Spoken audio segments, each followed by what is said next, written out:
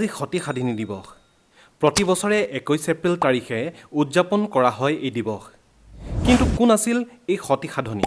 তেওঁক কিয় সতী সাধিনী বুলি জনা গৈছিল? তাক জানিবলৈ আপুনি এই ভিডিঅ'টো চাব লাগিব। সতী সাধনী বা সাধনী নাৰায়ণ চুতীয়া ৰাজ্যৰ শেষগৰাকী ৰাণী আছিল।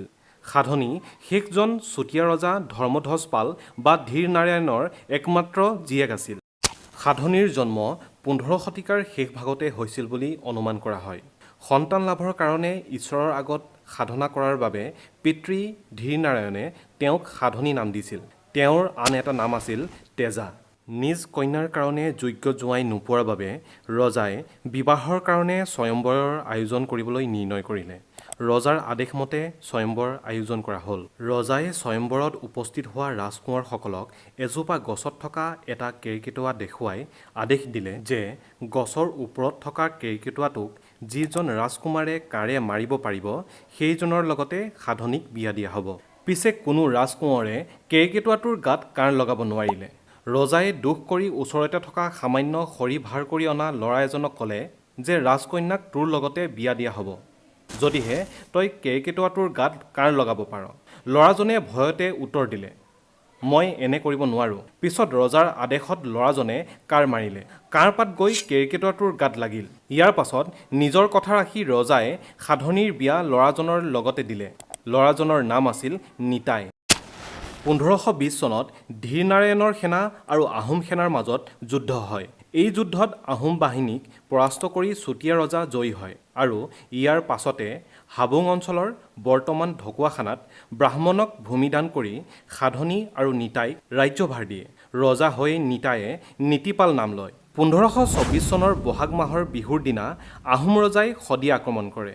শদিয়াৰ দুৰ্গত কৰা আক্ৰমণ সহিব নোৱাৰি নীতিপাল চন্দনগিৰিলৈ গুচি আহে আৰু কাচিতৰা দৈথাং পৰ্বতত উঠে। চন্দনগিৰি পৰ্বতত উঠিবৰ কাৰণে আহোম সেনাই আপ্ৰাণ চেষ্টা চলাই যদিও সফল নহয়। চুতীয়া সেনাই ওপৰৰ পৰা শিল বগৰাই আৰু দলিয়াই বহুতো আক্ৰমণকাৰীক বধ কৰে। সাতসৰী আৰু অসম বুৰঞ্জীৰ পৰা জনা যায় যে সেই সময়ত সাধনী ৰাণী গৰ্ভৱতী আছিল। লগতে আছিল তেওঁৰ 12-13 বছৰীয়া পুত্ৰ। সাধনীৰ লগত 120 গৰাকী কুঁৱৰীয়ে বিৰোধী পক্ষৰ লগত যুঁজ দিয়ে। আহোম সৈন্য চন্দনগিৰি পৰ্বতত উঠিবলৈ সক্ষম নহৈ পিছুৱাই আহিব লগাত পৰে আৰু এজন চুতীয়া সৈনিকক লগত ধৰি আনে। ইয়াৰ পাছত আক্ৰমণকাৰীসকলে ৰণনীতি তৈয়াৰ কৰি পৰ্বতৰ তিনিওফালে বেৰি ধৰে। আহোম বিষয়াই কিছু লোকক ঘিলা গছত উঠি ঢোল বজাবলৈ আদেশ দিয়ে। আগৰ দিনত ঢোল বজোৱাটো যুদ্ধত জয়ৰ প্ৰতীক আছিল। ঢোল বজাই বিজয়ৰ কথা জনাই দিয়া হয়।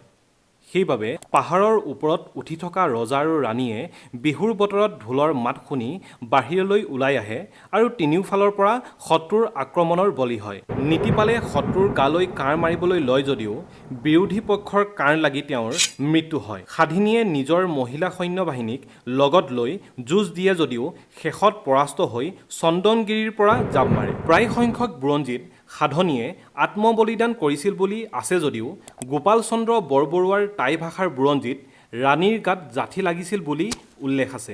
যি কি নহওক, এই তথ্যৰ পৰাও ৰাণী সাধনীয়ে আত্মসমৰ্পণ নকৰি শত্ৰুৰ বিৰুদ্ধে যুঁজ দিয়াৰ কথাহে পোহৰলৈ আহে।